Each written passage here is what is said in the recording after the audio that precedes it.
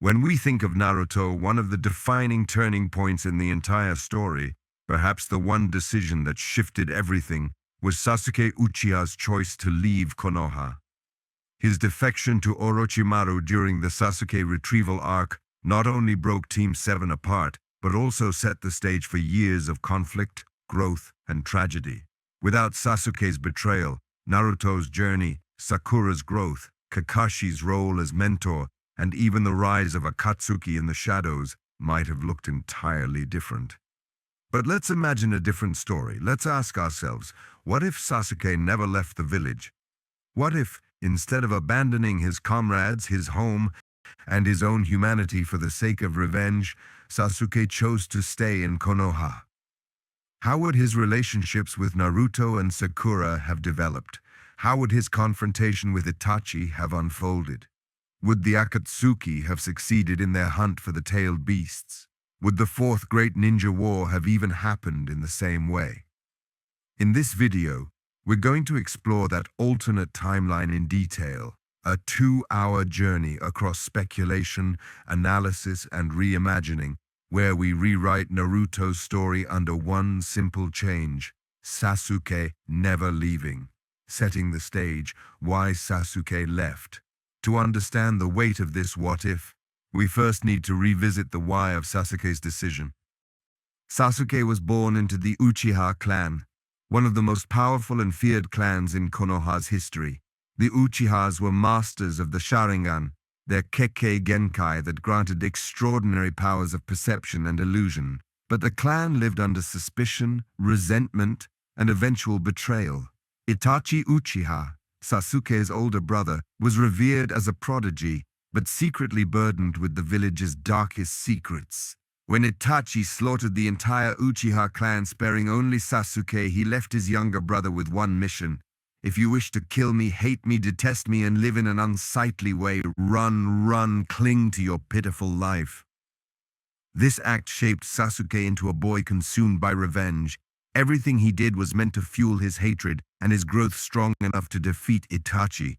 At first, Konoha nurtured him, Kakashi guided him, Naruto rivaled him, and Sakura supported him. But as the story progressed, Sasuke felt overshadowed by Naruto's rapid growth, frustrated by his own perceived weakness, and vulnerable to Orochimaru's manipulation. The Sound 4 came, dangling power in front of him. Orochimaru promised the strength to defeat Itachi, and in canon, Sasuke took that offer, walking out of the village and setting Naruto on the path to bring him back. That moment crystallized Naruto's entire journey, the promise of a lifetime to rescue Sasuke no matter what. But what if that moment had never happened? Framing the alternate timeline. The butterfly effect is powerful in storytelling. One choice ripples across the narrative, changing not just the immediate arc, but everything that follows. In this alternate reality, Sasuke makes a different decision. He refuses Orochimaru's offer, whether because of Naruto's words at the hospital roof fight, Kakashi's mentorship, or even his own inner conflict. He remains in the village, bitter, ambitious, but still tied to his team. This single change reframes the dynamics of Team 7 and the entire shinobi world. Naruto's arc would no longer center on chasing Sasuke. Instead, his rivalry would become cooperative competition. Sakura's growth, while still motivated by her desire to be useful, would take a different shape with Sasuke present. Kakashi's teaching would deepen, balancing two prodigies under his care instead of one leaving and one obsessing. Orochimaru's plan to gain the Sharingan would collapse, forcing him to pursue other vessels or schemes. Itachi's long-term plan to provoke Sasuke's strength would shift dramatically. And beyond all that, the Akatsuki's plans, the Pain Invasion, the Fourth Ninja War, and even Naruto's rise to Hokage would look completely different. The emotional weight of what if. Why is this question so fascinating? Because Sasuke's absence defined Naruto's presence. Much of Naruto's growth, his Rasengan training, his bond with Jiraiya, his Sage Mode mastery, his eventual Six Paths powers, were fueled by his obsession with saving Sasuke. Without that, Naruto's motivations change, but not his spirit. At the same time, Sasuke's role as the fallen comrade is essential to the original story's tragedy. If he stays, the story becomes less about recovery and more about strength through unity. It becomes a tale of teamwork overcoming destiny rather than bonds being tested by betrayal. This reimagining forces us to look at characters differently. Would Naruto still be the underdog hero without the wound of losing Sasuke? Would Sakura still chase validation if Sasuke never left her side? Would Kakashi still carry his guilt about losing another student? Every relationship is reshaped by Sasuke staying. The method. How we'll explore this. This isn't just a quick fan theory. This is a 25,000 word exploration. To do this justice, we're going to break it into 10 sections. Introduction, set up what we're doing now. The Chunin exams. Aftermath, how the exams would shift. The search for Tsunade arc with Sasuke still present. The sound for Orochimaru's plan, a collapse of the defection arc. The Akatsuki emerges, how Team 7 faces this united. The fate of Itachi, would truth come sooner? The Sasuke retrieval arc rewritten, what replaces it? Shippuden divergence, major arcs with Sasuke present. The fourth great ninja war, how it changes. Final outcome, legacy, Naruto's Hokage era, with Sasuke at his side. By the end, we'll see not only how different Naruto could have been, but also how much of the story depends on one boy's choice. Revisiting canon, one last time. Before diving into the alternate path, let's anchor ourselves with one last revisit to canon. Sasuke's defection was not just a betrayal of Team 7, it was a narrative necessity. Kishimoto wanted Naruto's story to be one of bonds strained and rebuilt. Naruto's unrelenting pursuit of Sasuke gave the story emotional weight across hundreds of chapters. But in our what if, we don't erase that weight, we simply redirect it. The bonds aren't strained to the point of breaking, but they are tested in new ways. Naruto and Sasuke push each other upward instead of tearing each other apart. The tragedies of the ninja world still loom. The Akatsuki, Madara, Obito, pain, but the leaf stands stronger. Imagine the Valley of the End not as a battlefield of betrayal, but as a training ground of brotherhood. Imagine Orochimaru's schemes unraveling earlier. Imagine Itachi cornered by his own plan backfiring. Imagine Naruto and Sasuke standing together against the world instead of against each other. This is the story we're about to tell. So here we are, at the starting line of a reimagined Naruto. The choice is simple. Sasuke stays. But the consequences are anything but simple. Over the next chapters, we'll travel through each arc of the series, rewriting history, re-examining rivalries, and exploring what could have been. Would Naruto still become Hokage? Would Sasuke find peace sooner? Would Sakura rise to her full potential earlier? Would the ninja world avoid some of its greatest tragedies? The only way to find out is to keep going. The Chunin exams in Naruto are remembered as one of the most thrilling arcs in anime history.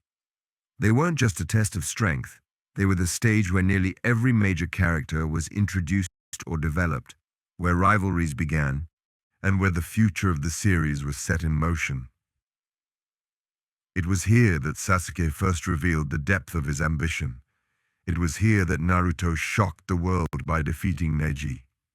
It was here that Gaara showed the terrifying extent of his bloodlust, and it was here that Orochimaru planted the cursed seed inside Sasuke, a brand that symbolized both temptation and corruption.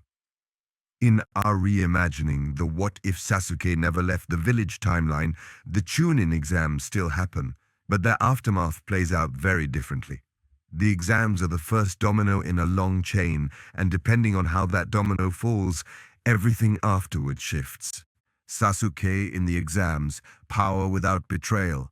Let's start with Sasuke himself.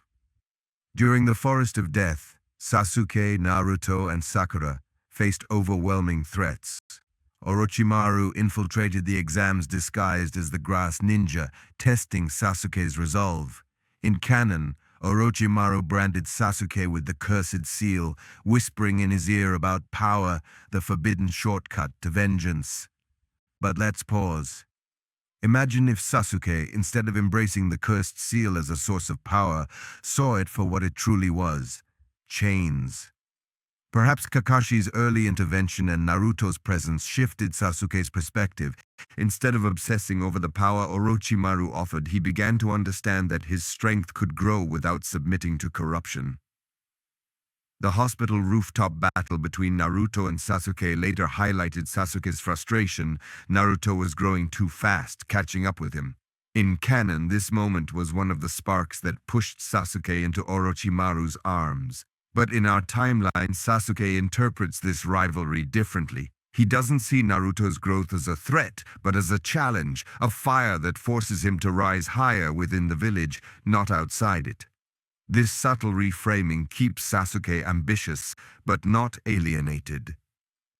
Naruto's growth reframed. Naruto's Chunin exam arc was about recognition.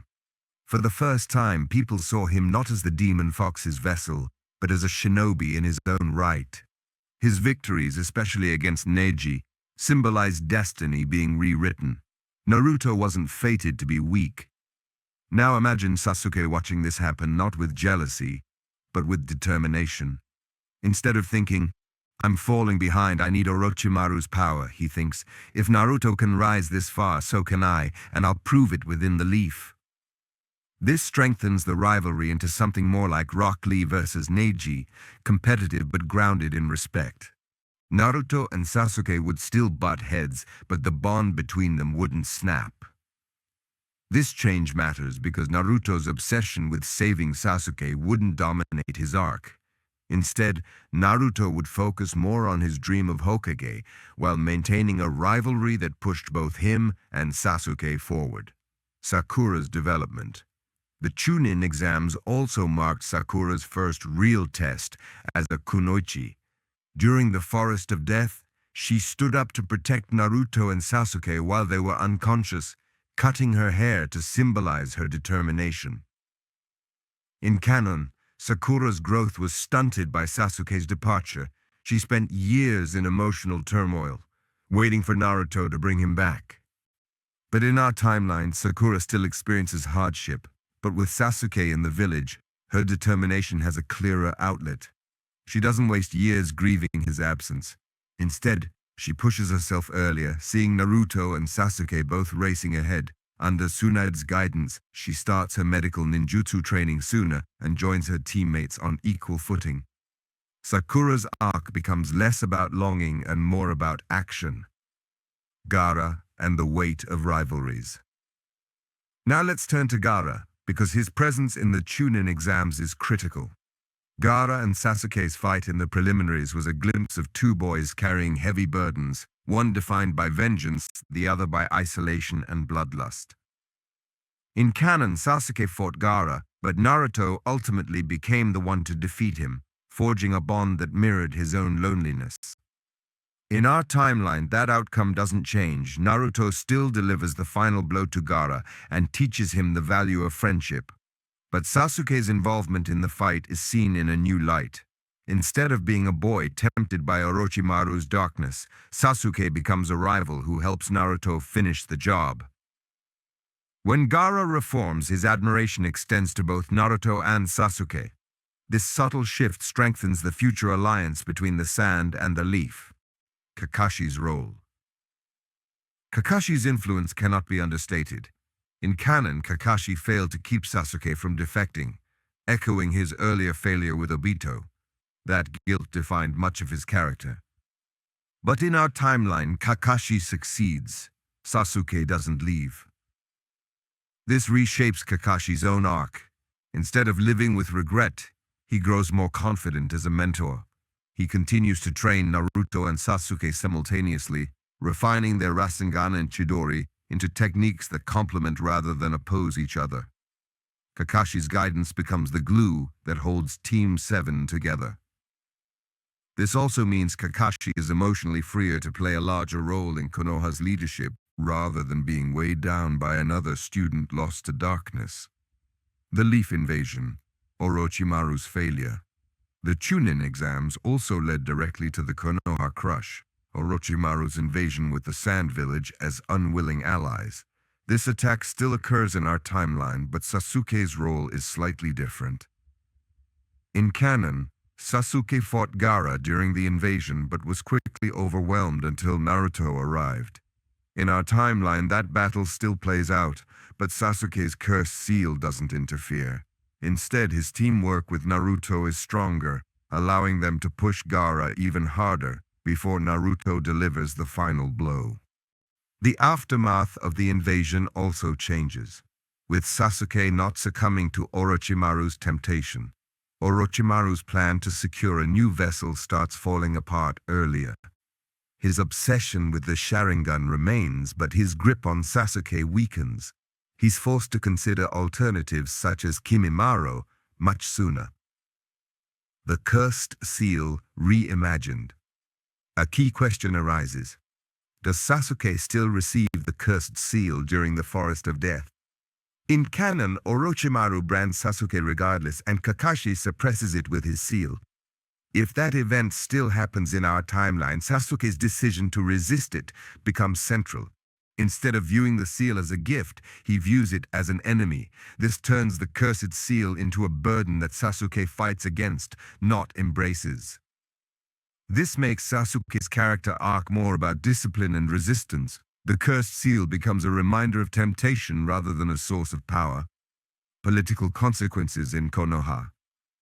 The aftermath of the Chunin exams also included the death of the third Hokage, Hiruzen Sarutobi.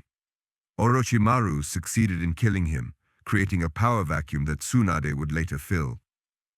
This event remains unchanged. Hiruzen still sacrifices himself, but the emotional consequences for Sasuke shift. Instead of feeling abandoned and tempted to leave, Sasuke channels his frustration into protecting Konoha. He recognizes the fragility of the village and becomes more determined to grow within it.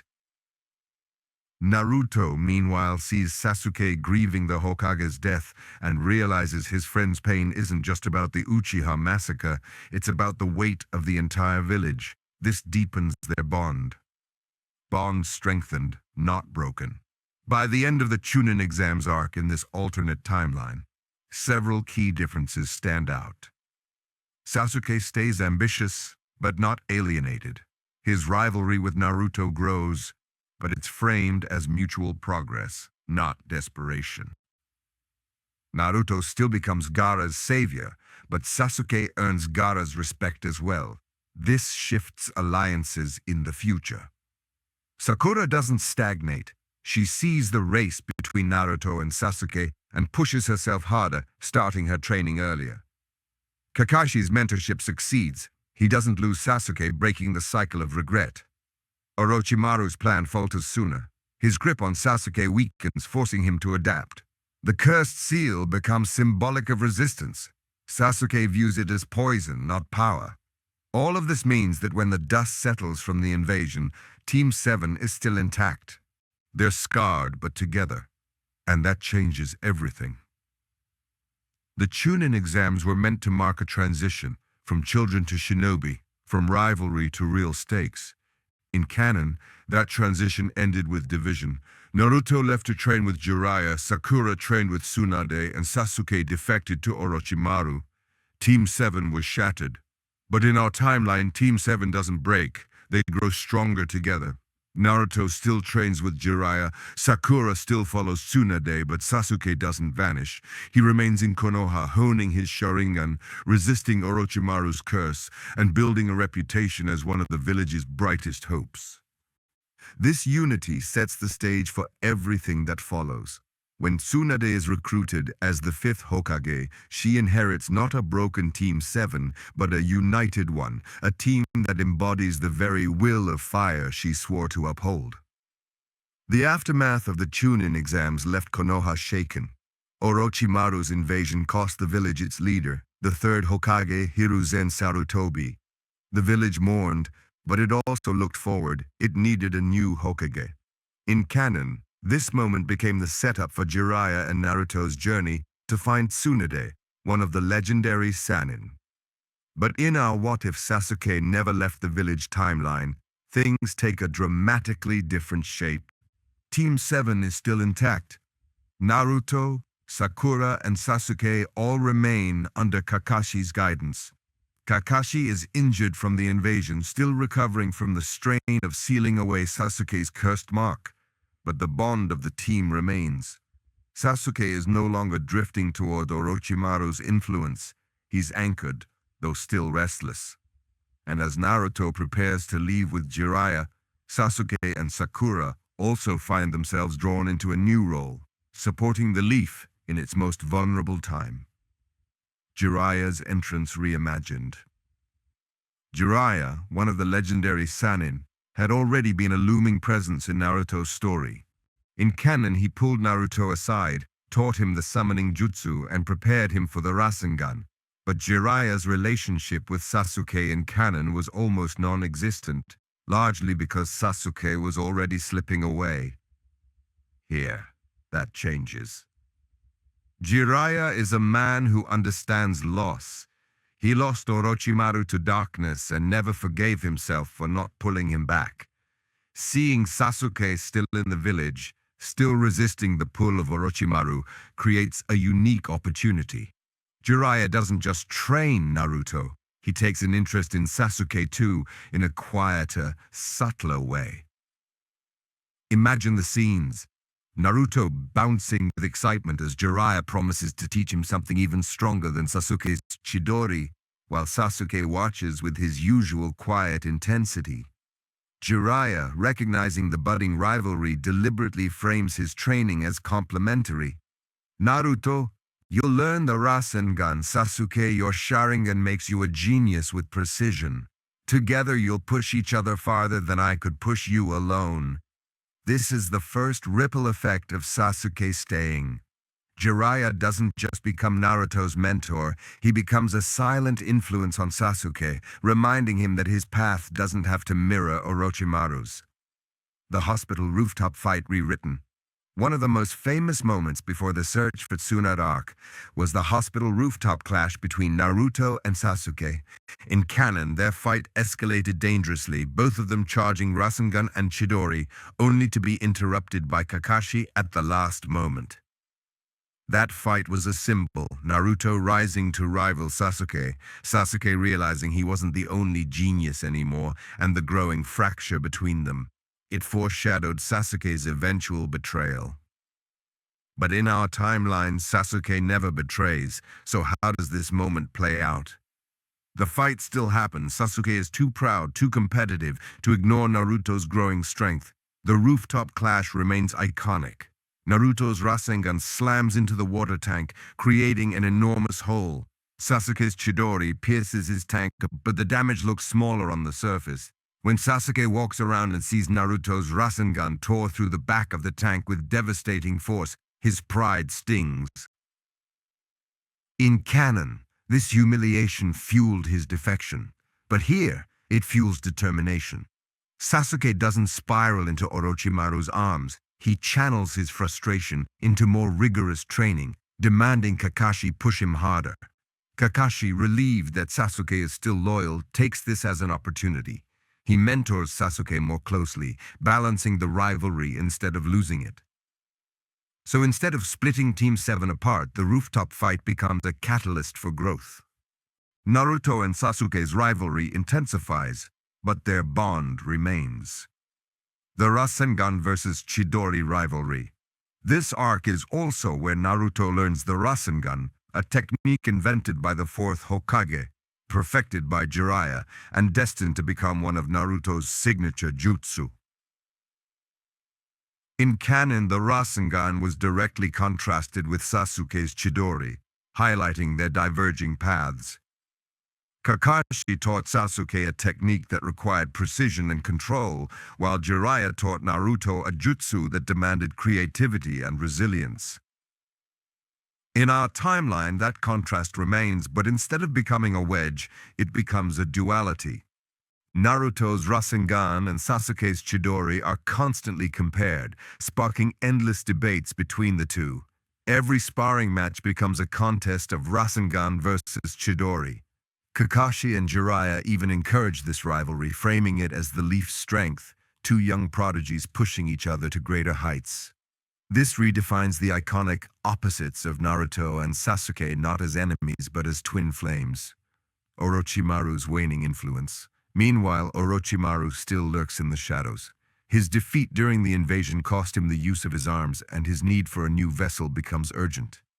In canon, Sasuke's defection was his salvation. Without Sasuke, Orochimaru grows desperate. He turns to Kimimaro earlier, perhaps accelerating Kimimaro's tragic decline. He sends spies into Konoha, but Sasuke's loyalty makes infiltration harder. Orochimaru's obsession with the Sharingan deepens, but without Sasuke within his grasp, his plans become fractured. This doesn't mean Sasuke is free from Orochimaru's shadow. Orochimaru still tempts him, whispers about power, and reminds him of Itachi's overwhelming strength. But Sasuke has something he didn't in canon. Anchors. Naruto, Sakura, Kakashi, and now even Jiraiya act as counterweights. Orochimaru's influence fades faster than before. Tsunade's recruitment. Now, let's shift to Tsunade. Jiraiya still takes Naruto on the journey to find her. In canon, Sasuke wasn't part of this journey because by then his defection was already in motion. But in our timeline, things change. Sasuke doesn't join Naruto on the road. He stays in Konoha, recovering from his injuries, training with Kakashi, and preparing for the next stage. But his presence still matters because Tsunade's recruitment is no longer just about healing Konoha, it's also about shaping its future. When Tsunade meets Naruto, her disdain for the title of Hokage clashes with his fiery declaration, "I'll become Hokage no matter what." That moment still happens, still inspires her. But imagine Tsunade walking into Konoha and seeing not just Naruto's determination, but Sasuke's presence too. Two prodigies side by side, symbols of the Leaf's future. Her decision to accept the Hokage mantle becomes easier. The will of fire burns brighter when she sees both boys carrying it forward. Sakura's turning point. For Sakura, this arc is crucial. In canon, she realizes how far behind she's fallen compared to Naruto and Sasuke. Her plea to Tsunade to train her becomes the foundation of her eventual strength as a medical ninja. In our timeline, this realization hits her even harder. Naruto and Sasuke are both rising meteors, fueled by their rivalry. Sakura, despite her intelligence, feels like dead weight. Watching Naruto master the Rasengan and Sasuke refine his Sharingan pushes her into action sooner. When Tsunade arrives, Sakura doesn't just ask for training, she demands it. She vows to stand beside her teammates, not behind them. This shift means Sakura begins her medical ninjutsu training earlier and more aggressively, altering her development in Shippuden. Itachi's shadow looms. But the biggest ripple effect in this arc isn't about Tsunade or Jiraiya. It's about Itachi. In canon, Itachi and Kisame infiltrated Konoha during the search for Tsunade arc. They confronted Kakashi, Asuma, and Kurenai, leaving Kakashi hospitalized. They also confronted Naruto, forcing Jiraiya to intervene. For Sasuke, this was the first time he truly faced his brother since the massacre, and it nearly broke him. In our timeline, this confrontation still happens. Itachi still seeks Naruto, the Jinchuriki of the Nine Tails, but the difference is Sasuke's state of mind. In canon, Sasuke faced Itachi alone, was utterly humiliated, and that humiliation was the final push that drove him to Orochimaru. Here, Sasuke faces Itachi with stronger bonds. Naruto and Kakashi stand beside him. Jiraiya arrives earlier. Instead of being isolated and crushed, Sasuke experiences Itachi's overwhelming power within the context of teamwork. The result is the same in one sense. Itachi is still far beyond Sasuke's reach, but the emotional aftermath is different. Sasuke doesn't think, "I'll never catch him unless I abandon Konoha." Instead, he thinks, "I can't catch him yet, but with my team I'll get there." This changes everything. Tsunade versus Orochimaru. The arc culminates in the legendary battle between Tsunade and Orochimaru, with Jiraiya and Naruto at her side. Naruto's Rasengan shines, proving his growth. Tsunade overcomes her trauma, accepts her role as Hokage, and defeats her former comrade. In our timeline, this plays out almost the same, except the emotional context is different. Tsunade doesn't just see Naruto's determination, she knows Sasuke is waiting back in Konoha, carrying his own burdens but refusing to abandon his village. The leaf isn't broken, it's healing, and Tsunade, more than ever, feels her duty to protect it. The aftermath of the arc. By the end of the search for Tsunade arc in this alternate timeline, several key shifts emerge. Naruto learns the Rasengan as in canon, but instead of being a weapon against Sasuke, it becomes a rival to Chidori in their ongoing contest. Sasuke remains in Konoha. His frustration with Itachi is still raw, but he channels it into training, not betrayal. Orochimaru grows desperate. With Sasuke out of reach, his plans begin unraveling earlier. Sakura begins her training with Tsunade sooner. She pushes herself harder, determined not to fall behind. Itachi's encounter doesn't isolate Sasuke. Instead, it reinforces the value of teamwork and sets the stage for a different confrontation in the future. Tsunade becomes Hokage with renewed purpose. The Leaf's next generation looks stronger than ever. The search for Tsunade arc in this timeline isn't about division, it's about consolidation. Naruto, Sasuke, and Sakura all begin stepping onto their true paths, but together, not apart. But this unity won't erase the challenges to come. The Sound Four are still out there. Orochimaru is still plotting. The Akatsuki are still moving in the shadows, and Itachi still waits, watching his brother from afar. The next great test will come when Orochimaru makes his most desperate move. In canon, that was the Sasuke retrieval arc, but here that arc plays out very differently. Because this time, Sasuke isn't the one being retrieved. He's the one leading the charge. Orochimaru's shadow loomed large over Konoha after the failed invasion. The loss of his arms crippled him, but his hunger for power only grew sharper. In canon, Sasuke became his obsession, the perfect vessel, the last surviving prodigy of the Uchiha clan, and the bearer of the Sharingan. Orochimaru sent the Sound Four to lure Sasuke away, promising him the strength to defeat Itachi, and Sasuke, crushed by his humiliation at the hands of Itachi, abandoned his comrades and fled the village. But in our alternate timeline, Sasuke never makes that choice. The Sound Four still come. Orochimaru still schemes. But instead of Sasuke walking willingly into Orochimaru's trap, the encounter ignites an entirely different conflict, one that redefines the role of the Sound Four, reshapes the balance of power in the shinobi world, and gives Sasuke a new place in Konoha's story. The Sound Four enter Konoha. The Sound Four, Kidomaru, Jirobo, Sakon, and Ukon, and Tayuya were Orochimaru's elite guards, chosen to escort Sasuke to the hidden Sound Village. In canon, they confronted Sasuke, beat him down to prove Orochimaru's power, and gave him the Cursed Seal's Heaven container to awaken its second stage. But here, Sasuke isn't a boy desperate to escape the village. He's already seen the value of bonds. He's already resisted the Cursed Seal. He's already clung to his rivalry with Naruto as a source of strength, not weakness. So when the Sound Four come to recruit him, Sasuke doesn't bow, he fights. Imagine this scene. Sasuke standing on the training grounds when the Sound Four surround him.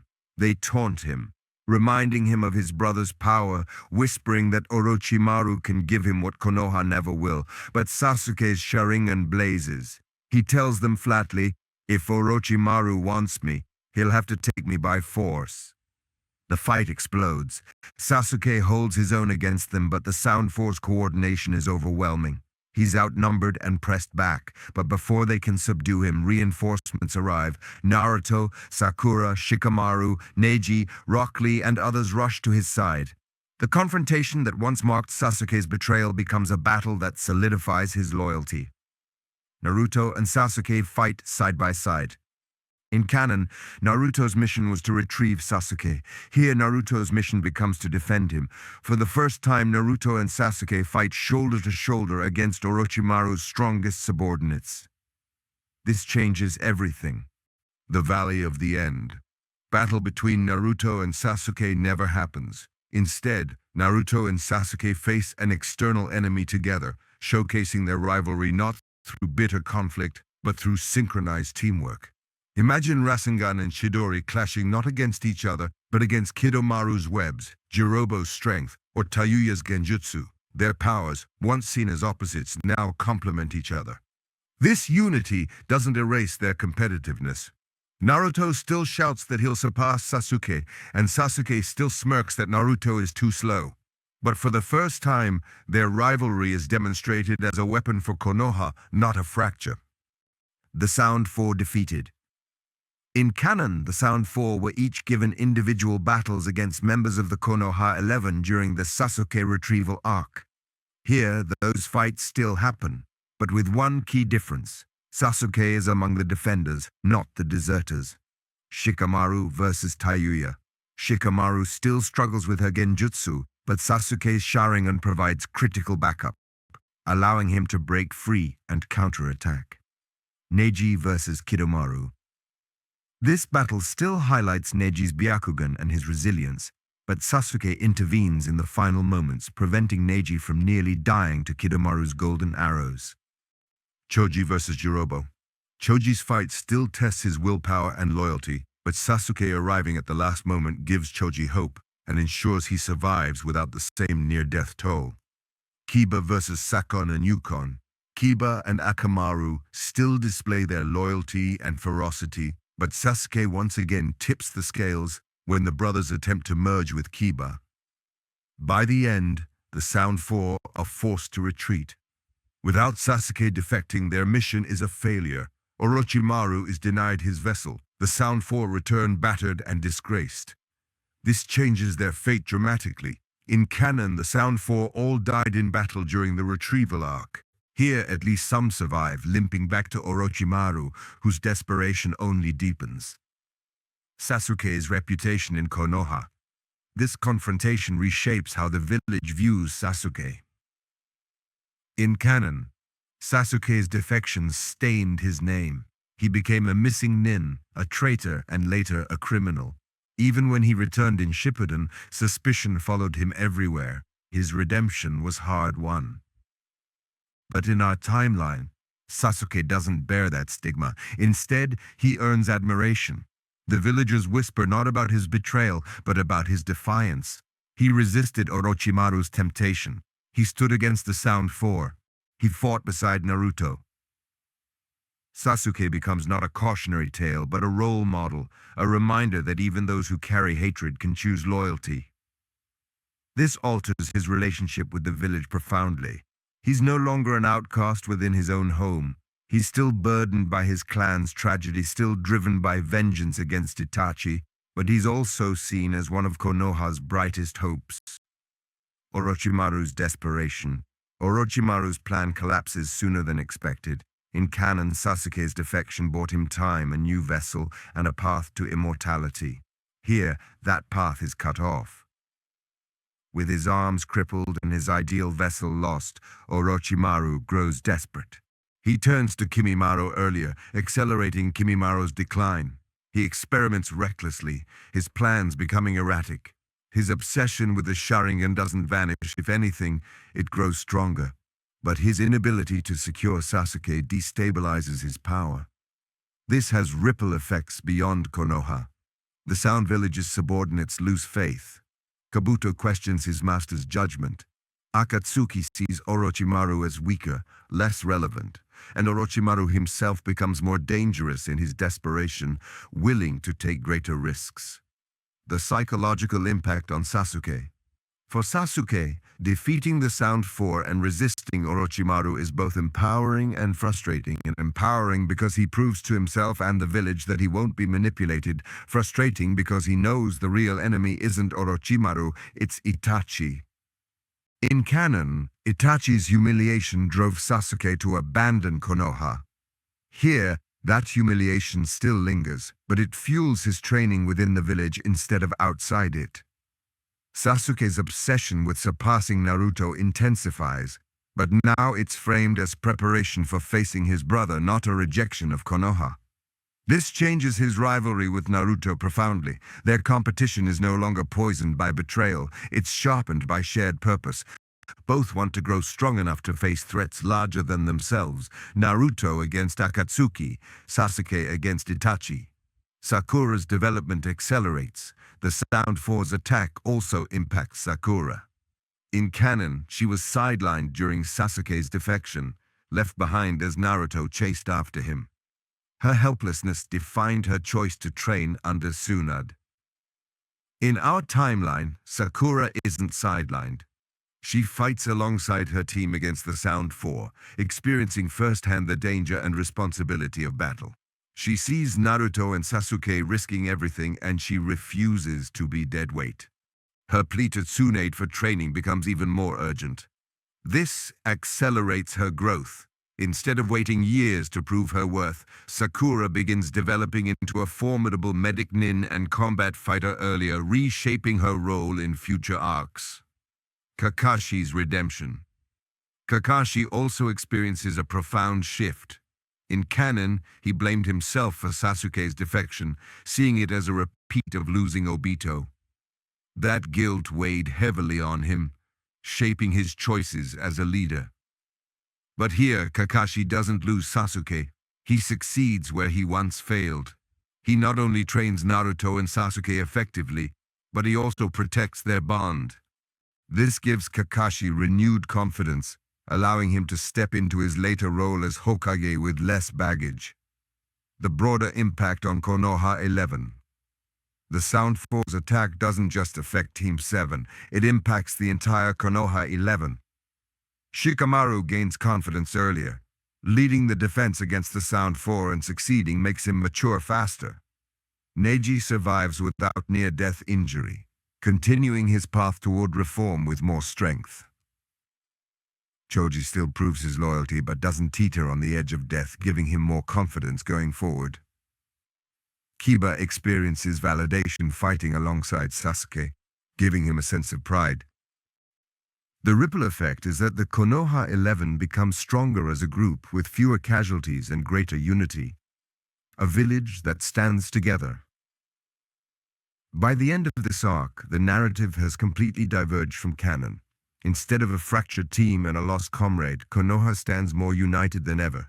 Naruto, Sasuke, and Sakura grow stronger together. Kakashi finds redemption.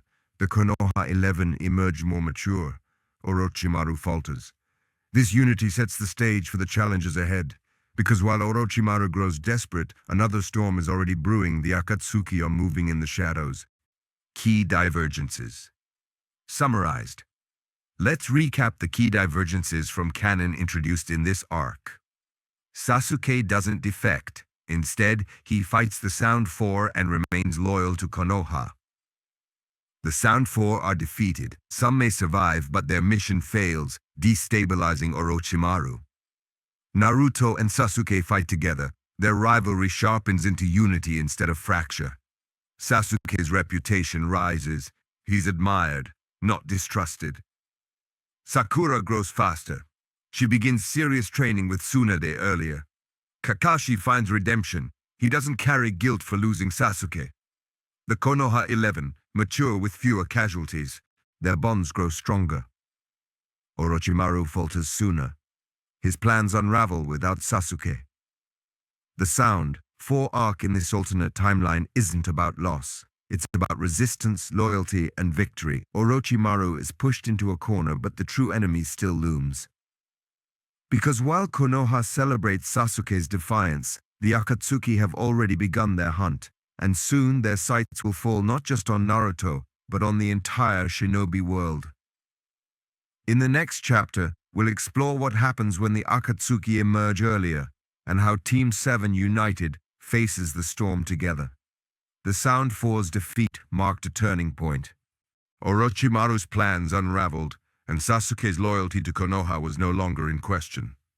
For the first time since the Uchiha massacre, Sasuke stood not as a boy pulled between darkness and light, but as a shinobi whose choices reaffirmed the village's faith in him. But as one shadow fell, another rose. The Akatsuki, the mysterious organization whispered about in the underworld, began to move. Cloaked in black robes adorned with red clouds, they were more than missing nin. They were hunters, their targets the tailed beasts sealed within human hosts. And for Konoha, that meant Naruto Uzumaki. In canon, the Akatsuki's emergence coincided with Sasuke's absence. Naruto bore the threat largely alone, with Jiraiya as his shield and mentor. But in our timeline, Sasuke never left. Team 7 was intact. And that meant the Akatsuki's plans, their battles, and their ultimate impact on the shinobi world all unfolded differently. The Akatsuki's strategy. Let's start with the organization itself. At this point in the timeline, the Akatsuki consisted of its 10 core members. Pain, Nagato, the secret leader, wielding the Rinnegan. Konan, his partner, the Angel of Omegakure. Itachi Uchiha and Kisame Hoshigaki, partners assigned to monitor Konoha. Deidara and Sasori, artists of destruction, targeting Jinchuriki. Haidan and Kakuzu, zealot and mercenary. Zetsu, the spy and manipulator. Orochimaru, technically once a member, now a rogue, hunted by them. Their plan was simple but devastating. Capture the Jinchuriki, extract their beasts, and use that power to reshape the world. Naruto, as the host of Kurama, was one of their prime targets. In canon, they operated with patience.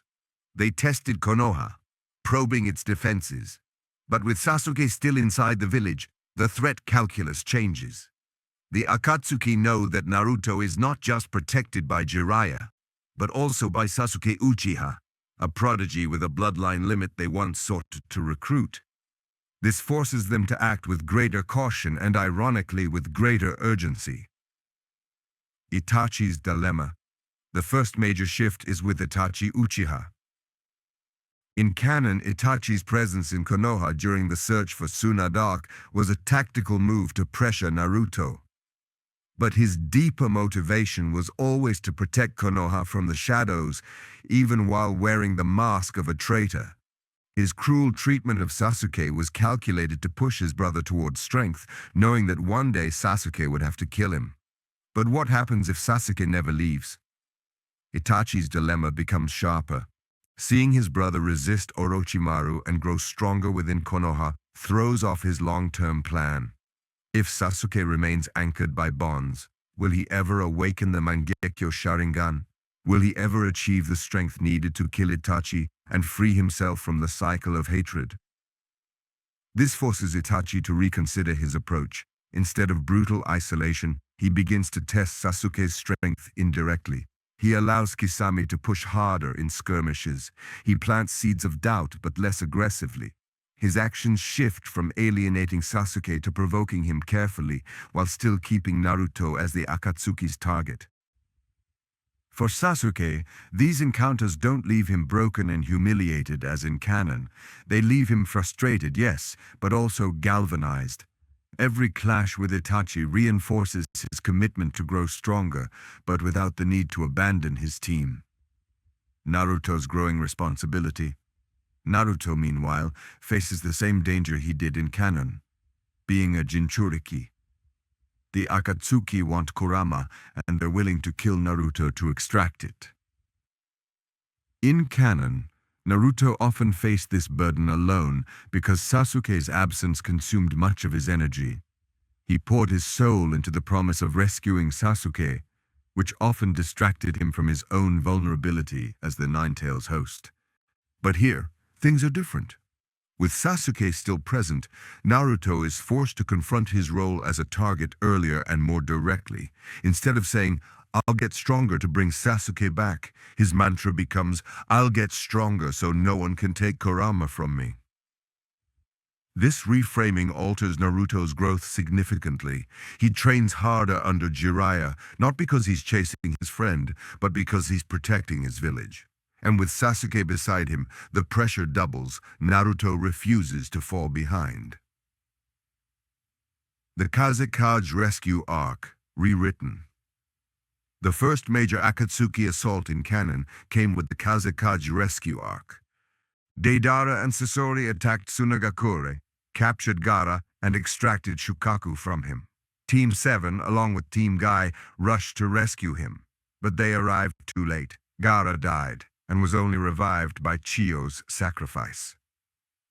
In our alternate timeline, this arc shifts profoundly because Sasuke is present.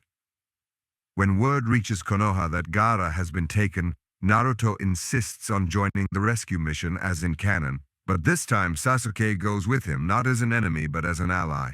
Team 7 isn't fractured, it's whole. Kakashi, Naruto, Sasuke, and Sakura travel together, with Team Guy backing them up. The result? The mission plays out differently. Deidara versus Naruto and Sasuke. Instead of Naruto chasing Deidara alone, Sasuke joins him. Deidara finds himself cornered by Rasengan and Chidori clashing together. His aerial bombs are countered by Naruto's clones and Sasuke's precision attacks. The battle is far fiercer, and though Deidara still escapes, he suffers greater losses. Sasori versus Sakura and Chiyo. Sakura still shines under Chiyo's guidance, but with Sasuke nearby, the outcome changes. Sasuke intervenes at key moments, ensuring Sakura isn't pushed to the brink. Sasori is still defeated, but his fight is shorter and less costly. Gaara's fate. Here lies the biggest shift. With Sasuke's speed and Sharingan aiding the pursuit, they reach Gaara earlier. Chiyo's sacrifice may still be required, but Gaara's revival comes faster. The emotional impact remains, but the Leaf's presence is stronger and the Sand's gratitude deeper. This arc cements something powerful. Naruto and Sasuke fighting together are nearly unstoppable. The world begins to see them not as rivals tearing each other down, but as partners who elevate each other. The Akatsuki take notice. For the Akatsuki, this is a problem. In canon, Naruto was already a dangerous target because of Kurama, but with Sasuke beside him, he's exponentially harder to capture.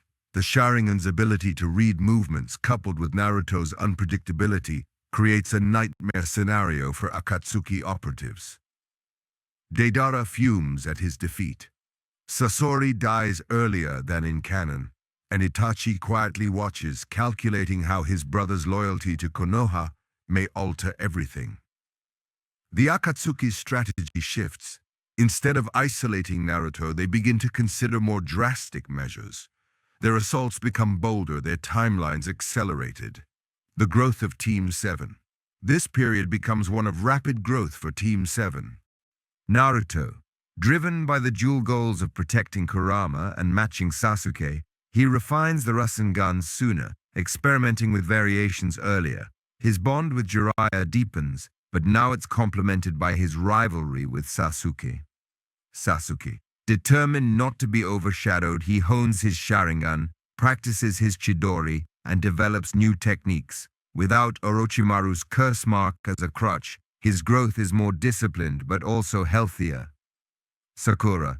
Inspired by the teamwork around her, Sakura pushes herself relentlessly under Tsunade. She develops her monstrous strength and medical ninjutsu faster, eager to prove she belongs alongside Naruto and Sasuke. Kakashi. Watching his students grow together instead of apart gives Kakashi renewed pride. He shares more of his wisdom, even beginning to experiment with his own Mangekyo Sharingan earlier, knowing he won't need to constantly worry about losing Sasuke.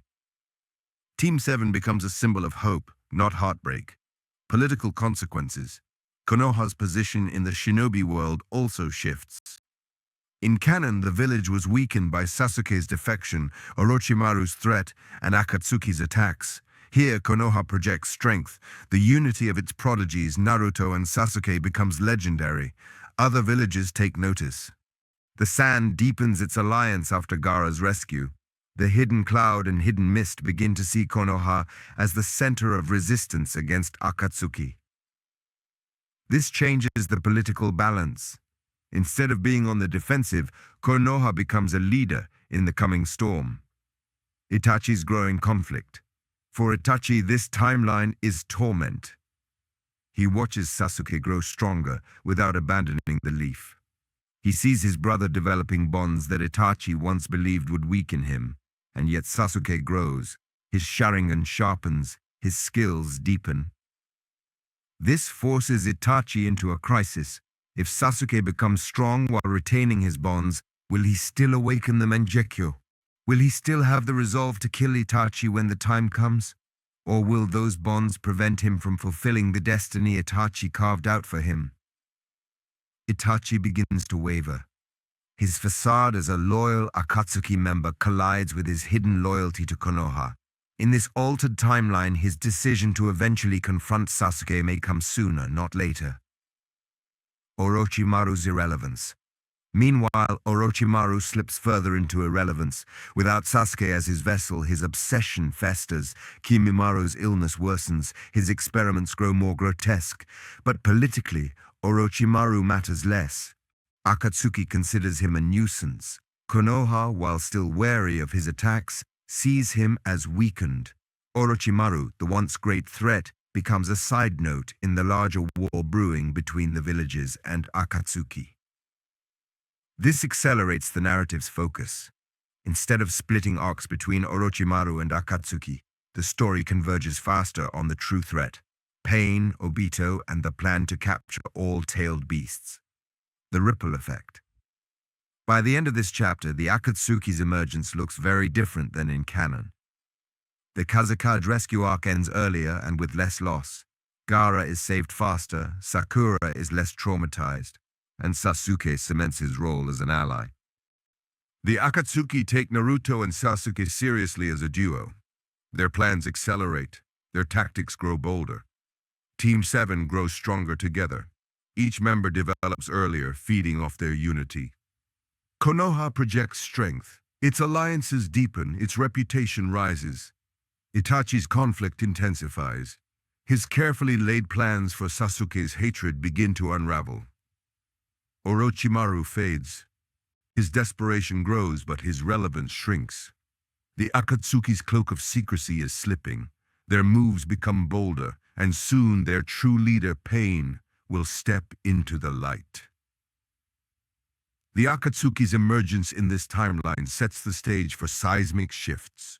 With Naruto and Sasuke together, their progress accelerates, but so does the danger, because the stronger they become, the more desperate the Akatsuki become to capture them. For years, Sasuke's heart was bound by a single word: vengeance.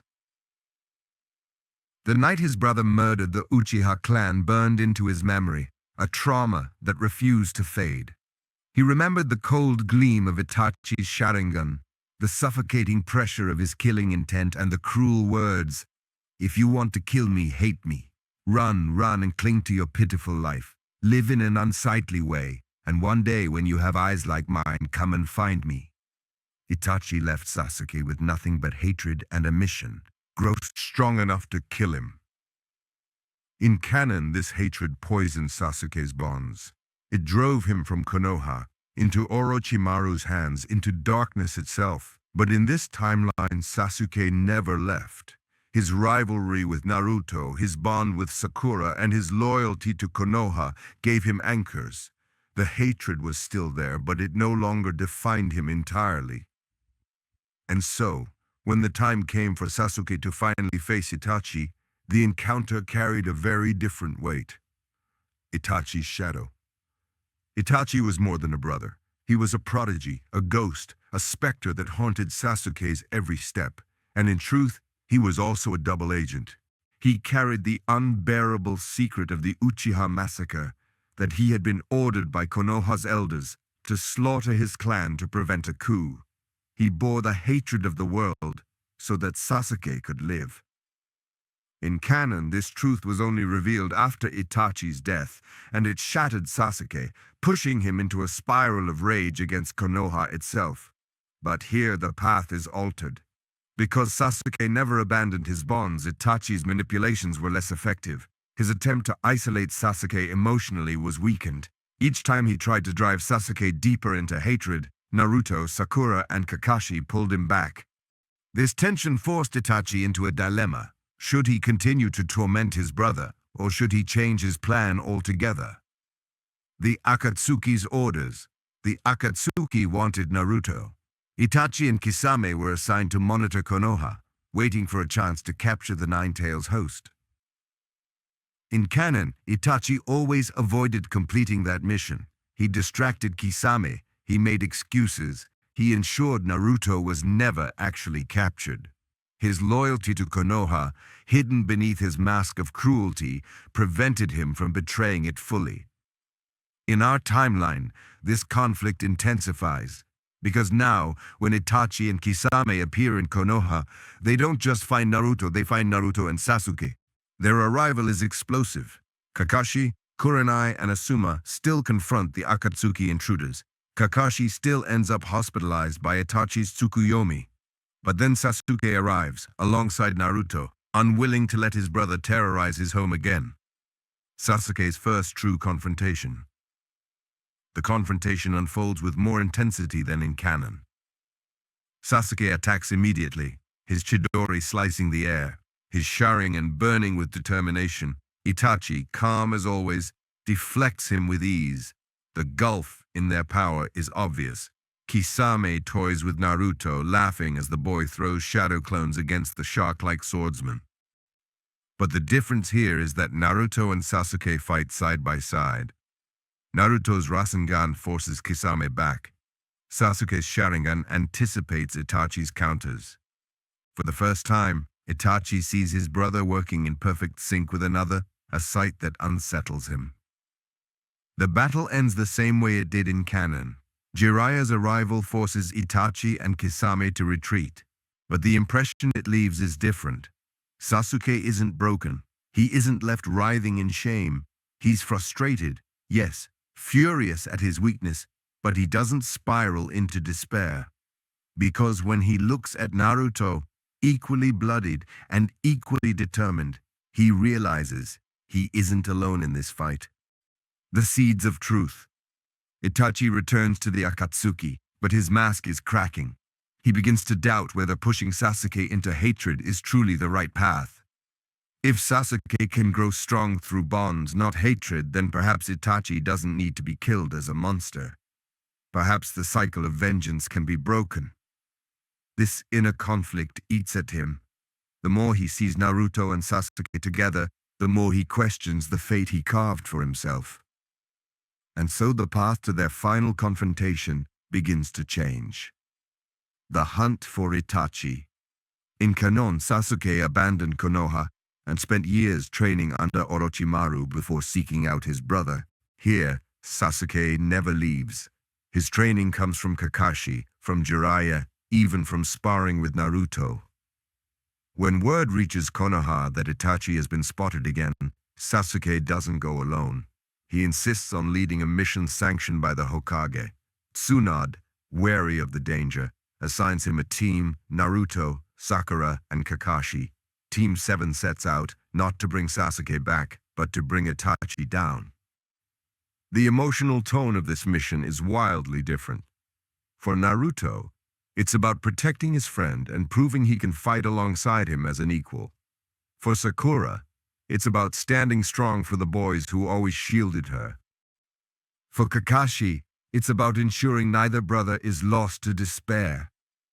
This transforms what was once a solitary revenge quest into a collective journey. The battle with Itachi. When Team 7 finally confronts Itachi, the stage is set for one of the most significant battles in this timeline. Imagine the scene: a dark hideout, the air thick with tension. Itachi sits calmly, waiting. His Mangekyo Sharingan gleams, the weapon of nightmares. Sasuke steps forward, his own Sharingan flaring, but this time Naruto and Sakura stand behind him. The fight begins. Itachi versus Sasuke. Itachi tests his brother's growth, casting Tsukuyomi illusions, forcing Sasuke to relive the massacre. But Sasuke resists longer than ever before, his bonds giving him strength. Itachi versus Naruto. Naruto charges with Rasengan after Rasengan, his clones overwhelming the battlefield. Itachi counters, but the sheer unpredictability of Naruto pushes him to his limits. Itachi versus Sakura. Sakura provides medical support and precise strikes. showing that she is no longer the helpless girl he once dismissed. Kakashi versus Kisame. Outside, Kakashi engages Kisame, their clash of Sharingan and Samehada shaking the earth. The battle crescendos when Sasuke and Naruto combine their powers. Rasengan and Chidori spiral together, clashing against Itachi's Susanoo. The impact rattles the entire hideout. And then, Itachi falters, not because of their power, but because he sees something he never expected. Sasuke's eyes burning not with hatred, but with determination born of love. The cycle of vengeance he tried to enforce is breaking before his eyes. The truth revealed early. In canon, Itachi died before revealing the truth to Sasuke, leaving Tobi, Obito, to manipulate him afterward. But in this timeline, things change. Wounded, cornered, and emotionally shaken, Itachi makes a different choice. He reveals fragments of the truth. Not everything, not all at once, but enough. He admits that he slaughtered the clan under orders, that his actions were meant to protect Sasuke, that his role as a villain was a mask he wore to keep Konoha safe. The revelation doesn't absolve him. Sasuke is furious, torn between rage and sorrow, but the knowledge lands differently here, because Sasuke isn't isolated. Naruto, Sakura, and Kakashi hear it too. They see Itachi's tears as he coughs blood. They understand that the Uchiha massacre wasn't a tale of simple betrayal, but a tragedy of impossible choices. Itachi's death rewritten. Itachi's body fails him. His illness, his battles, his inner torment, they all catch up. In canon, his final act was to poke Sasuke's forehead, a gesture of brotherly love, before collapsing.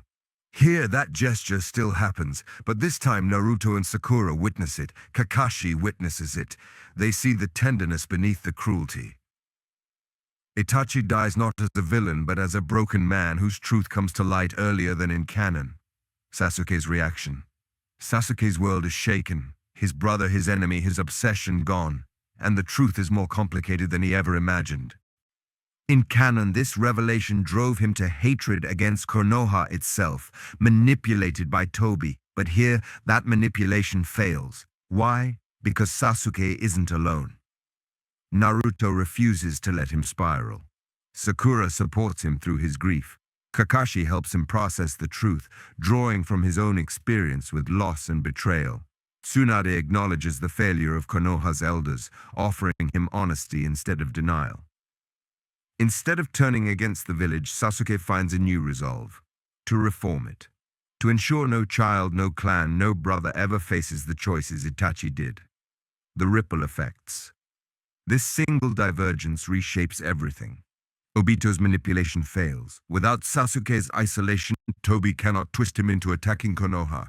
His entire Eye of the Moon plan faces disruption. Naruto and Sasuke's bond deepens. Naruto shares Sasuke's grief and anger, but channels it into solidarity, not division. The Uchiha legacy is reframed. Instead of a stain on Konoha, the Uchiha become a symbol of tragedy the village must learn from. Konoha faces its truth. Earlier, the revelation of the elders' role in the massacre doesn't stay hidden. Tsunade begins to confront it openly. Sasuke's goal shifts. From vengeance to reform, he no longer seeks destruction, but change. With Itachi's death and truth revealed, the world shifts. The Akatsuki lose one of their strongest members. Obito's plans begin to unravel, and Sasuke, instead of becoming a rogue, becomes a leader in Konoha's future. But the Akatsuki are not done. Pain still looms, Nagato's godlike power ready to crush entire villages. And soon Konoha will face its greatest test yet, the invasion of pain.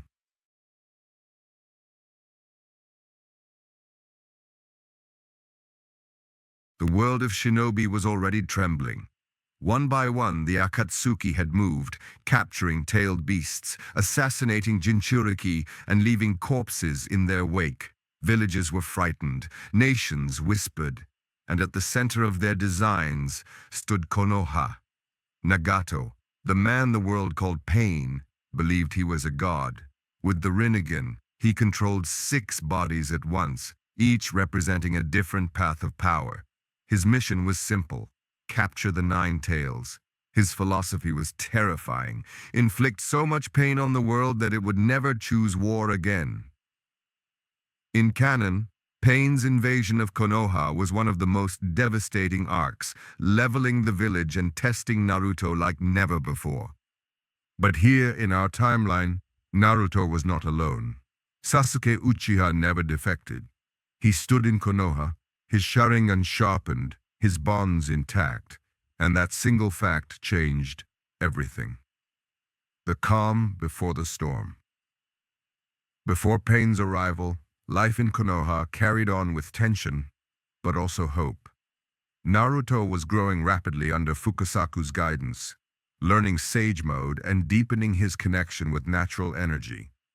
Sakura was cementing her role as Tsunade's apprentice, becoming one of the strongest medic nin in history. And Sasuke, no longer consumed by betrayal, trained alongside Naruto, perfecting his Chidori, refining his Sharingan, and preparing for the day he would face threats far beyond his brother. For the first time since the Uchiha massacre, Sasuke felt not just driven by hatred but by purpose. Protecting Konoha was no longer abstract, it was personal. And it was this unity that Pain chose to break. Pain arrives. The 6 paths of pain descended upon Konoha like judgment from the heavens. Each path, controlled by Nagato from afar, had a role: the Deva path with godlike gravitational power, the Asura path with mechanized weaponry, the Prita path to absorb chakra, the animal path to summon monsters, the Naraka path to interrogate and revive, and the human path to rip out souls. Their first strikes shook the village. Explosions tore through buildings, summons rampaged in the streets, panic spread. In canon, Konoha faced this invasion leaderless until Naruto arrived. But here, Sasuke was present from the first moment. Sasuke's first clash with Pain. Sasuke met Pain in the heart of Konoha, his Sharingan flaring. The Deva path stood before him, calm and cold. Their eyes met, Sharingan against Rinnegan. The battle began violently. Sasuke's Chidori clashed against Shinra Tensei, the repulsive force hurling him back with bone-shattering power, but Sasuke was relentless. He read the timing of Deva's abilities, countered the animal path's summons with lightning-quick strikes, and dismantled the Asura path's weaponry with precision. For the villagers watching, it was a revelation. Sasuke Uchiha was not a traitor. He was their shield. But even Sasuke, prodigy of the Uchiha, could not stand alone against 6 bodies. He was overwhelmed, pinned, and nearly finished until Naruto arrived. Naruto's Sage Mode entrance. Just as in canon, Naruto entered the battlefield in Sage Mode, Toad summons at his side, but this time his entrance was not the lone hero's arrival. It was a brother joining a brother. Naruto landed beside Sasuke, his orange sage cloak blazing with energy. The villagers, desperate and broken, saw not just the child of prophecy, but the 2 strongest young shinobi of their generation standing together. Naruto grinned at Sasuke. "You didn't think I'd let you have all the fun, did you?" Sasuke smirked back. "Try to keep up." And then the true battle began. Team 7 versus the 6 paths. The 6 paths of pain fought like an army, but Team 7 fought like family. Naruto's Sage Mode countered the summons, destroying the animal path's creatures with colossal Rasengans. Sasuke's Sharingan tracked the timing of Deva's Shinra Tensei, allowing them to dodge and counter. Sakura rushed across the battlefield, healing civilians, pulling comrades from rubble, and striking down enemies with monstrous chakra-infused punches. Kakashi, no longer weighed down by guilt, fought Kisame in parallel, but soon joined the defense, his Mangekyo Sharingan warping Pain's projectiles away. The battle raged across the ruins of Konoha. Each path of Pain was dismantled faster than in canon, because this time Naruto wasn't alone.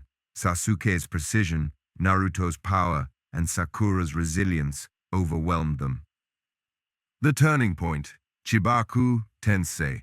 But pain's true power could not be underestimated.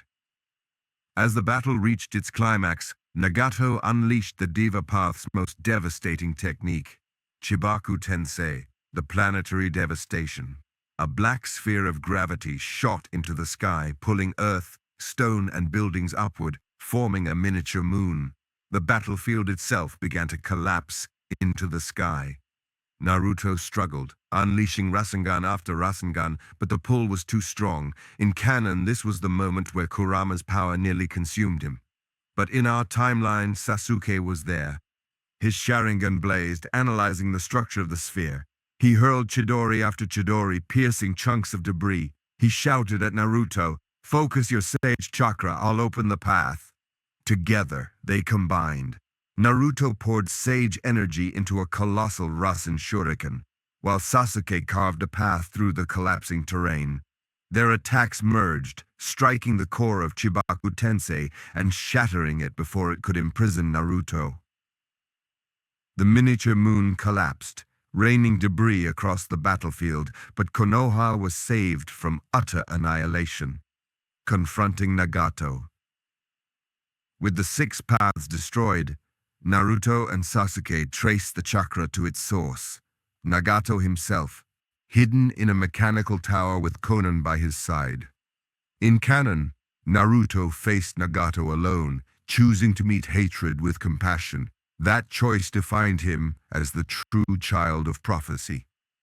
Here, the moment is shared. When they entered Nagato's chamber, the sight of his emaciated body shocked them both. Tubes bound him, machines kept him alive, but his eyes still glowed with divine power. Nagato told them his philosophy, that peace could only be achieved through shared pain, through overwhelming force that would make war unthinkable. He revealed his past, the death of Yahiko, the betrayal of the shinobi world. Naruto clenched his fists. Sasuke glared, torn between anger and sympathy. Together, they answered. Naruto declared, "I'll break the cycle of hatred no matter how long it takes." Sasuke added, "And I'll rebuild this world so no one has to make your choices again." Nagato, hearing 2 voices instead of 1, wavered. The conviction of Naruto alone moved him in canon. Here, the combined resolve of Naruto and Sasuke, fire and lightning, hope and reform, broke his will. Nagato chose to believe in them both. He performed the samsara of heavenly life technique, reviving the villagers killed in the invasion. His life ended in sacrifice, not defiance. Konoha's reaction. When Naruto and Sasuke returned to the village, carrying the news of Pain's defeat, the reaction was overwhelming. In canon, Naruto was hailed as a hero for saving the village. Here, the title was shared. The villagers wept, bowing to the 2 boys who stood between them and annihilation. Naruto, once scorned as the demon fox, was embraced. Sasuke, once feared as the cursed heir of a massacred clan, was respected. Together they became symbols not just of survival, but of unity. For the first time, Naruto felt the warmth of acceptance. For the first time, Sasuke felt the weight of admiration. And for the first time, Konoha truly saw Team 7 as the future. The larger war. The defeat of Pain and the revival of Konoha didn't end the threat. In many ways, it escalated it. The Akatsuki lost their leader, but Obito, still in the shadows, prepared to step forward. The villagers, seeing Konoha's strength, began aligning sooner, realizing the Akatsuki could not be fought alone. The tailed beasts that remained became targets of increasing urgency. But the difference in this timeline was profound. Naruto was no longer burdened by the loneliness of his role. Sasuke was no longer isolated by hatred. Together, they were stronger than the sum of their parts, and the Akatsuki knew it. Kakashi's survival. Another major shift in this timeline is Kakashi's fate. In canon, Kakashi died during the invasion, only to be revived by Nagato's sacrifice. Here, his survival is more secure. With Sasuke fighting Pain earlier, Kakashi wasn't forced to exhaust himself protecting the village alone. He still suffered injuries, but he lived without the brush of death. This gave Naruto and Sasuke something priceless, a mentor who continued to guide them instead of one they had to mourn. Sakura's transformation. The invasion was also Sakura's crucible. In canon, she saved lives and supported the defense, but her spotlight was limited. Here, with both Naruto and Sasuke in the front line, she was forced to rise higher. She treated dozens of wounded, punched through rubble to rescue civilians, and even fought alongside them briefly against the human path. The villagers didn't just see Naruto and Sasuke as heroes. They saw Sakura too as the unyielding heart of Team 7. Her growth accelerated, her determination sharpened. She vowed never again to be overshadowed, pushing herself even harder under Tsunade's tutelage. The ripple effects. The Pain Invasion arc in this alternate timeline left behind key divergences that reshaped everything. Konoha isn't completely destroyed. With Naruto and Sasuke shattering Chibaku Tensei, the devastation is severe but not total. Nagato is swayed faster. Hearing both Naruto and Sasuke changes his heart more decisively. Kakashi survives with less trauma. He remains a mentor and leader, not a revived casualty. Sakura gains more recognition. Her role in saving lives makes her indispensable earlier. Naruto and Sasuke share the title of heroes. The villagers embrace them both as the future of Konoha. The allied shinobi forces form sooner. Other nations rally earlier, inspired by Konoha's example. Pain's invasion was supposed to be Naruto's trial alone, the moment he became the village's savior. In this timeline, it became the trial of two brothers. Together, Naruto and Sasuke redefined what it meant to be shinobi. Strength through unity, hope through rivalry, peace through bonds. But their greatest test was still to come. The Akatsuki were not finished. Madara's shadow still lingered, and the fourth great ninja war was about to erupt. The world had changed. Pain's defeat sent shockwaves across the shinobi nations. The Akatsuki had lost their leader, but their ambitions did not die with Nagato. In the shadows, Tobi, the masked man claiming to be Madara Uchiha, stepped forward. His declaration was terrifying and simple. The Eye of the Moon plan will bring peace to this world. Submit or be destroyed. The nations had no choice. For the first time in history, the 5 great villages, Leaf, Sand, Stone, Mist, and Cloud, united into a single army, the allied shinobi forces. In canon, Sasuke's absence fractured this unity. He was considered a rogue element, a threat, even as Naruto sought to save him. But in this timeline, Sasuke stood proudly in Konoha's ranks, the last loyal Uchiha, fighting for the village that once feared him. And that single difference reshaped the entire war. The alliance forged. The leaders of the 5 villages gathered. Tsunade of the Leaf, the Slug Princess, firm and unwavering. Gaara of the Sand, the youngest Kazekage, whose life Naruto had saved. Onoki of the Stone, the aged Tsuchikage, hardened by war. Mei Terumi of the Mist, the Mizukage, strong and pragmatic. The Raikage, furious and proud, ready to crush anyone in his way. In canon, their distrust of the Leaf was sharpened by Sasuke's crimes, but here, with Sasuke still loyal, suspicion was eased. The Raikage no longer raged at Konoha's negligence. Gaara's speech, once about trusting Naruto alone, became about trusting both Naruto and Sasuke, the twin pillars of the next generation. The result? The alliance formed faster, with less friction. Instead of starting fractured, it began united. The army structure. The allied shinobi forces were divided into divisions, each led by powerful commanders. Kitsuchi's 1st Division, mid-range battle. Darui's 2nd Division, long-range battle. Kitsuchi's 3rd Division, melee combat. Gaara's 4th Division, long distance and support. Mifune's 5th Division, samurai. In canon, Naruto was kept away from the front lines for his own protection, hidden on an island. But in this timeline, both he and Sasuke demanded to fight from the very beginning. Tsunade, though reluctant, knew their presence was essential. Their combined power could turn the tide.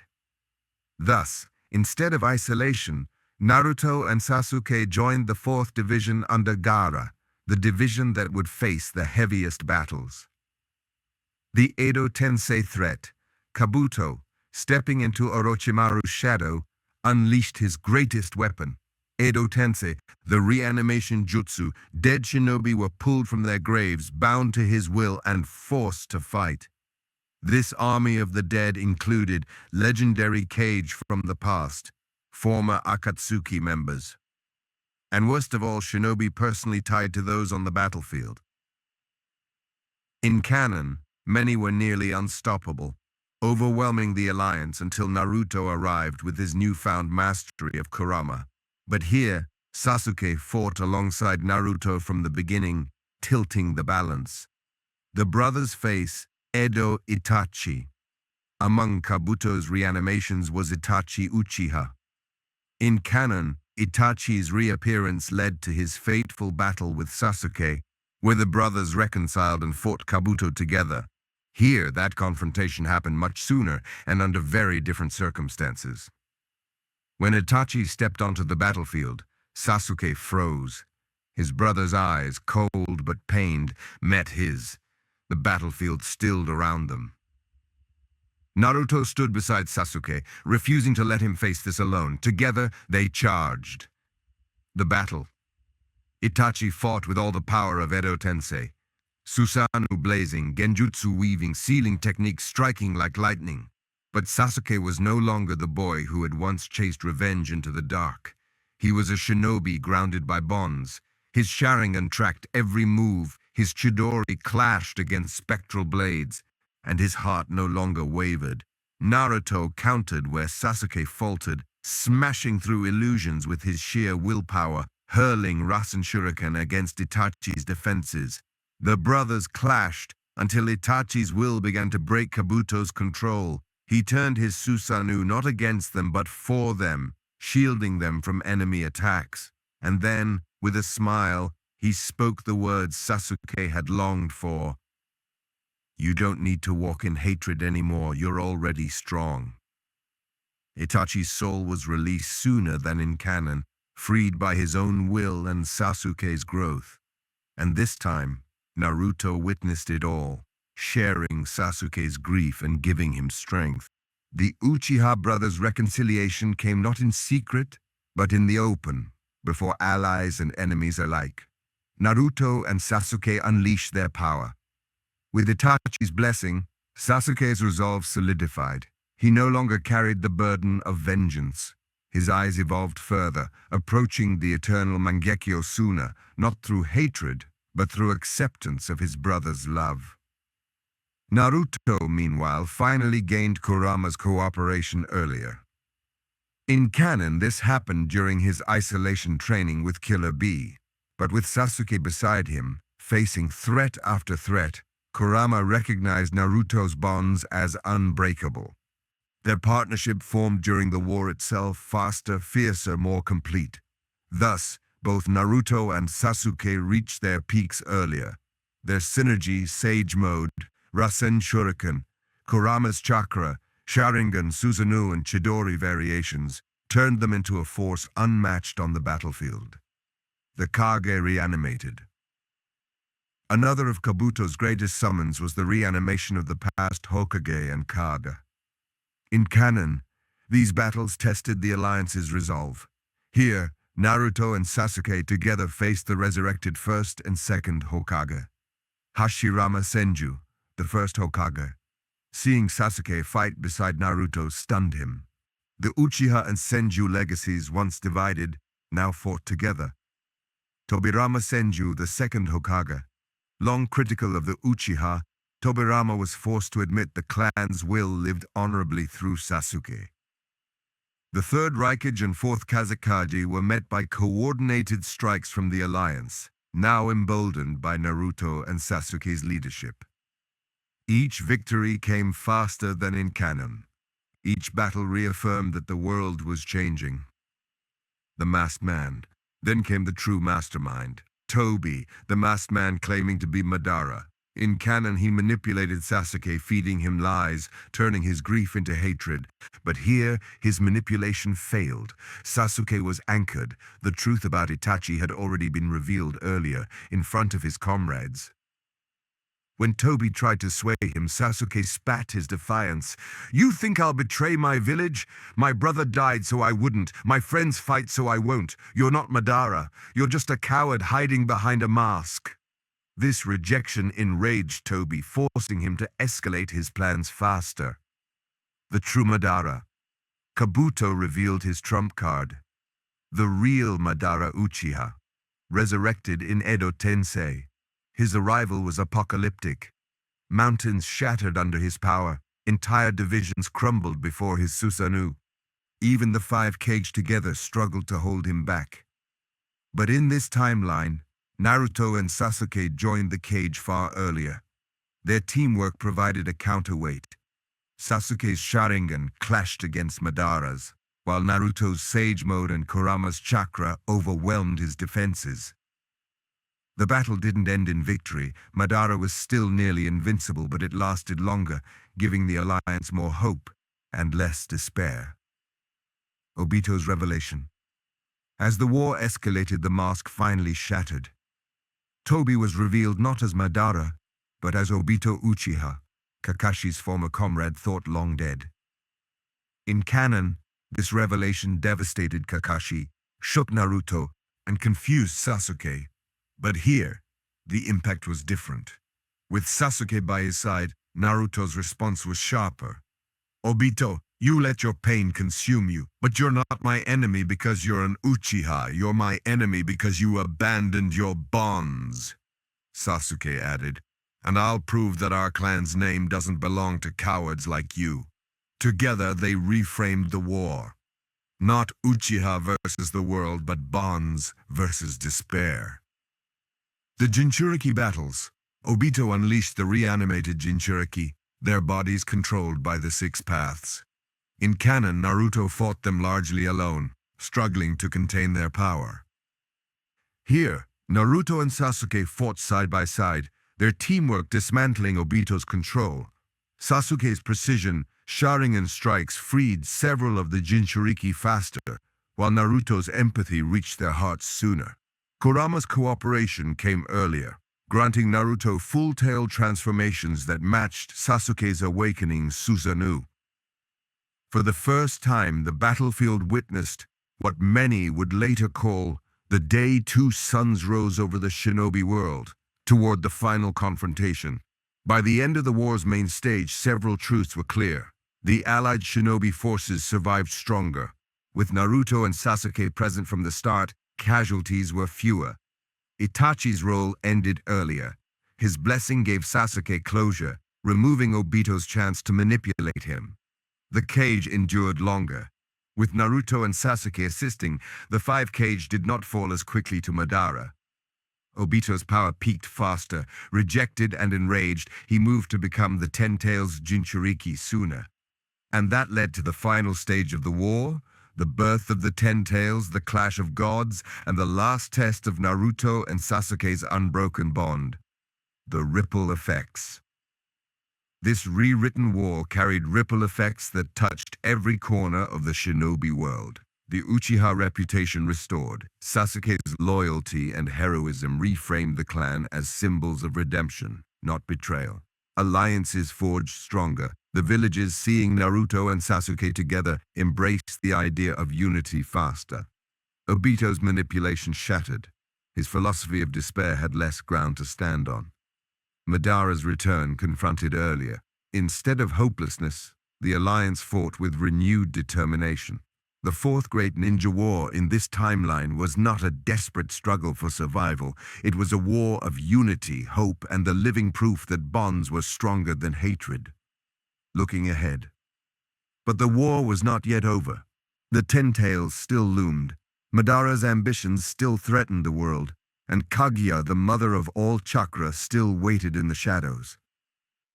In canon, the climax ended with Naruto and Sasuke turning their blades against each other in one final duel. But here, with Sasuke never having left Konoha, the ending takes a very different shape. The battlefield was silent for a moment, the kind of silence that only follows catastrophe. The Ten Tails roared in the distance, its monstrous form blotting out the sky. The allied shinobi forces, battered but alive, looked toward the two figures who had become their symbols of hope, Naruto Uzumaki and Sasuke Uchiha. In canon, the war tore them apart, forcing their rivalry into one final clash. But here, Sasuke never left the village. Their rivalry sharpened their strength, but their bond never shattered. And that difference reshaped the end of the war and the legacy of the shinobi world itself. The Ten Tails Jinchuriki. Obito, rejected and enraged, became the first host of the Ten Tails. His body twisted, his power overwhelming. He wielded truth-seeking orbs, weapons that could erase anything they touched. The allied shinobi forces faltered. No one could match his godlike strength. But Naruto and Sasuke together rose to meet him. Naruto's Sage of Six Paths power awakened earlier, as Hagoromo Otsutsuki, the Sage of Six Paths, recognized the unity between Naruto and Sasuke as the true key to breaking the cycle of hatred.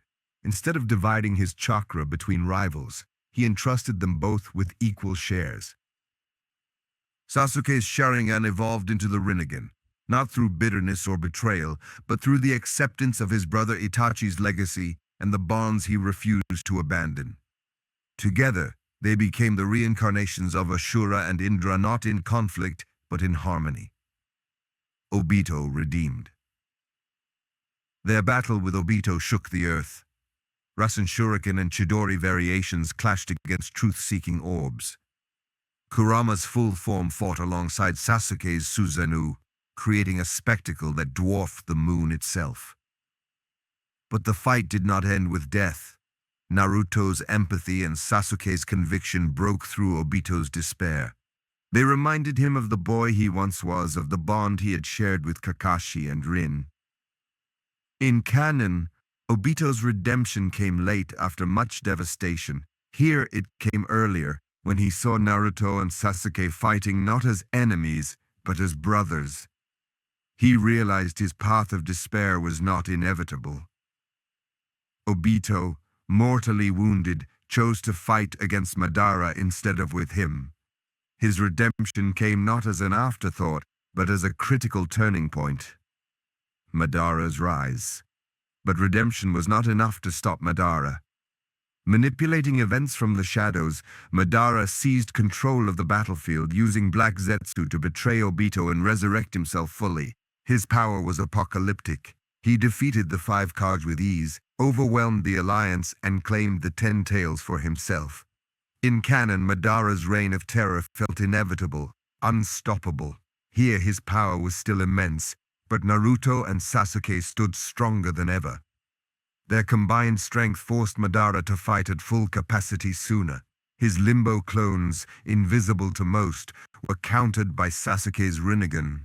His meteors were shattered by Naruto's Kurama-powered Rasen Shuriken.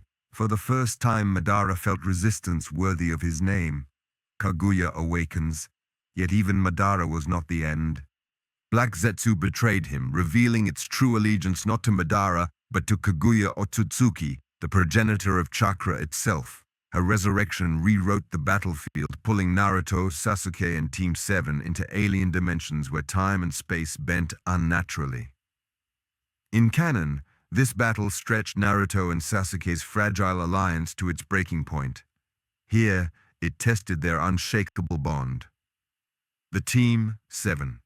Reunion. Naruto, Sasuke, Sakura, and Kakashi fought together one last time. Kakashi, his Mangekyo Sharingan reignited by Obito's final gift, wielded a perfect Susanoo.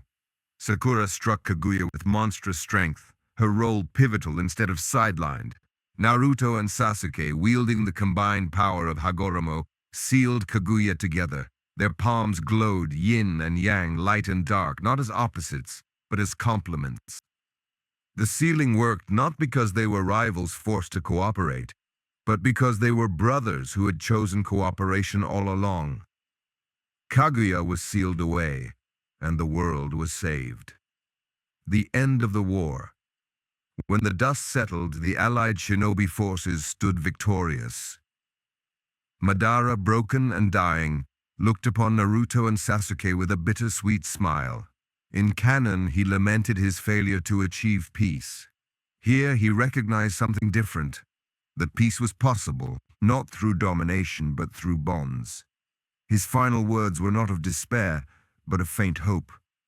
Obito, too, found redemption in death, leaving his story not as a villain, but as a tragic reminder of what happens when bonds are abandoned. The war ended not with division, but with unity. No final duel.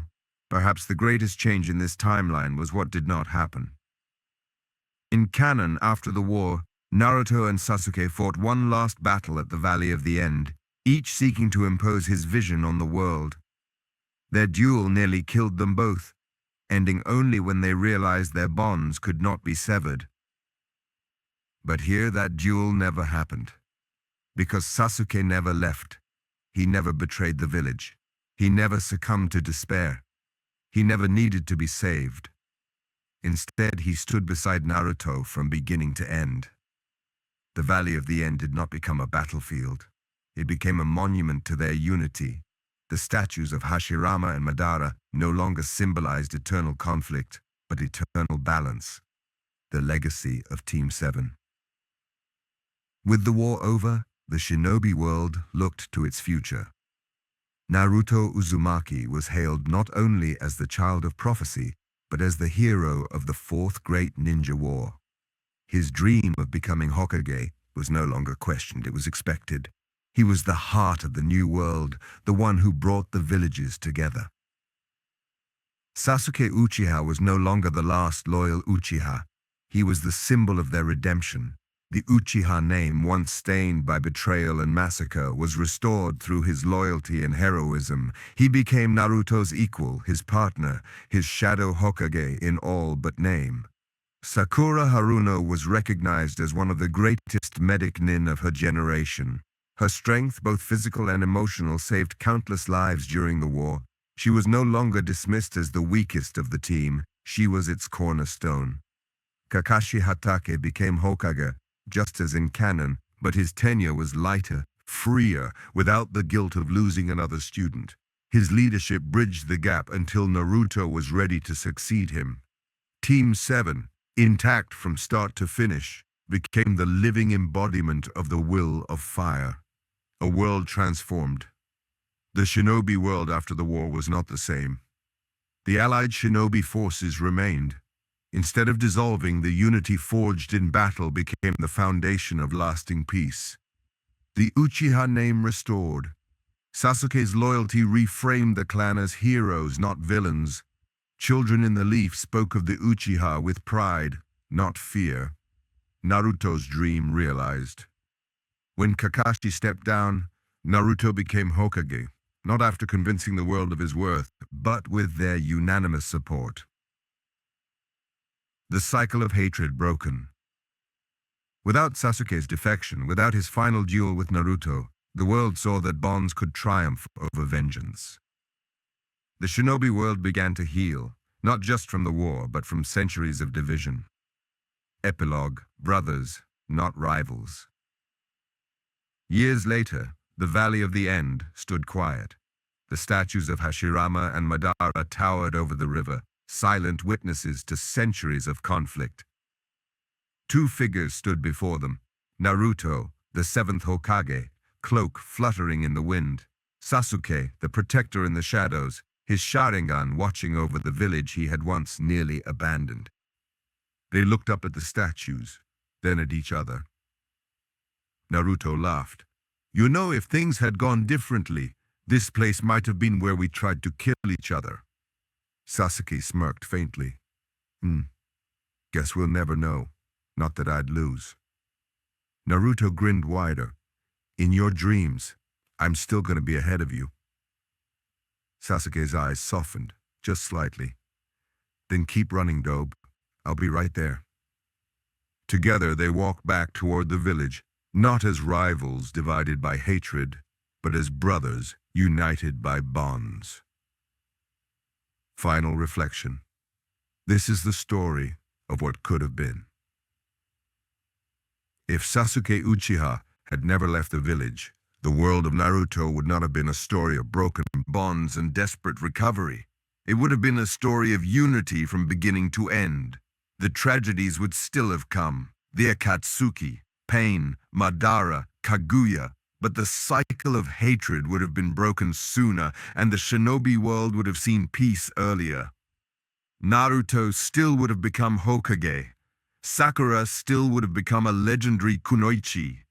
Kakashi still would have found redemption, but Sasuke would have lived not as a traitor redeemed, but as a hero who never fell. And perhaps that is the greatest what-if of all. Because sometimes the difference between tragedy and triumph is a single choice. Sasuke's choice to stay changed everything.